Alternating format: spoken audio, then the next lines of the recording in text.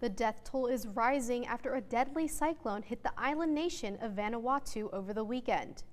Tropical cyclone Pam made landfall on the small Pacific island late Friday night and had winds between 150 and 200 miles per hour. There are already reports of several deaths from the storm, and it's estimated that thousands of people are without food and shelter. The Red Cross says it's been tough to assess the damages from the storm, but UNICEF is warning that clean water and sanitation facilities have been severely disrupted because of the storm. The storm is likely one of the worst storms in the country's history.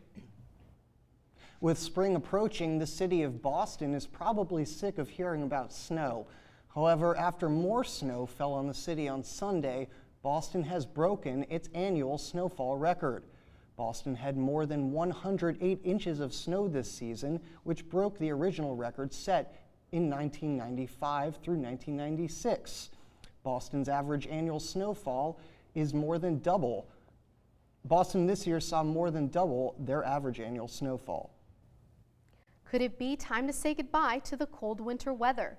With the rise in temperatures over the past week, AU students are taking a break to enjoy the warm weather. Senior John Raby says that winter in DC is okay because he's used to the bad weather from New York. Winter's not too bad. We get like a couple like weeks of snow, but compared to what I'm used to, it's like a walk in the park, and now it's just nice all the time. The problem is it gets too hot for me usually.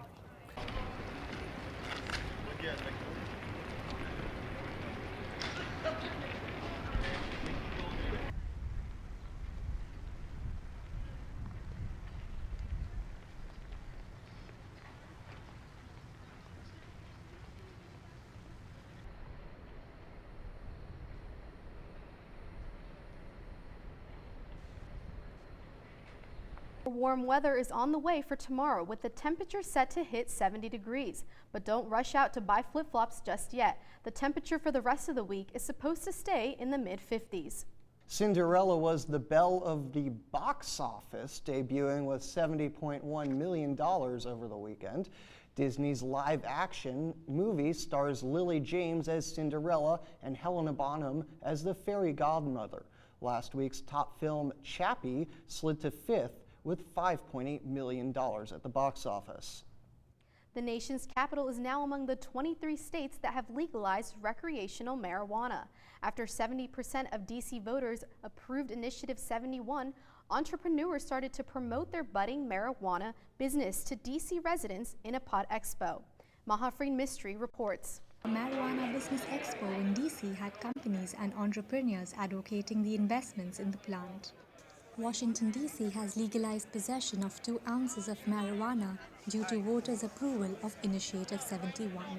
Co-founder Brielle Pettinelli of Oneka Farms talks about the benefits of marijuana. I think we have to look at this as not just a substance, but we have to look at this as a medicinal movement and something that could help change and save people's lives. And if done correctly, I believe that can be very effective, and that has been proven through scientific research.